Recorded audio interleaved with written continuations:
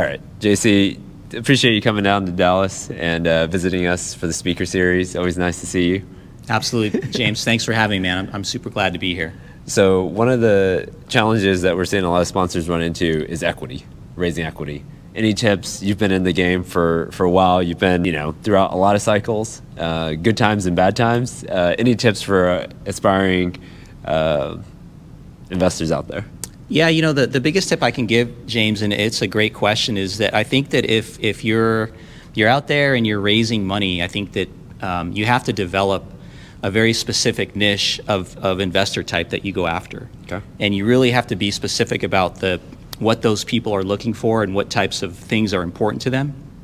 And you've got to go deep and hit that, we'll call it the persona of whatever that type of investor that you want to work with. Because I think the mistake that I see that really sort of hurts a lot of people is they try to cast a big wide net. They're out there talking to anybody that will basically listen to their pitch. Right. But I think people that really vibe with you as a person and what your principles are as an investor, because let's face it, syndicators are also investors. We're putting our own money into deals. Sure, yeah.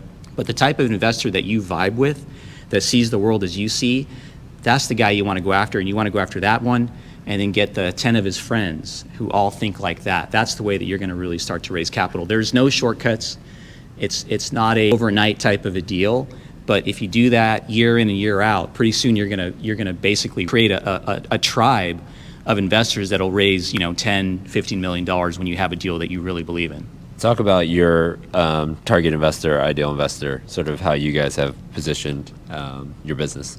Yeah, well, for us at Multifamily Property Group, we are all ex-techies. We all have roots in the Silicon Valley in California in semiconductors and in networking. And so if you take a look at our average investor, they're all basically techies. Okay. They're all working for companies like Cisco or Broadcom or Intel. And for the most part, they all live in California, and they're looking to invest a portion of their allocatable retirement savings into real estate. So, let's say 10, 15%. So the type of people that we work with aren't in the apartment world per se. They're really looking at, hey, I've got 10% of my holdings that I want to have in real estate, and I know JC, and so we want to see if we can put some of our money with him based on his track record and based on what he's doing in Texas.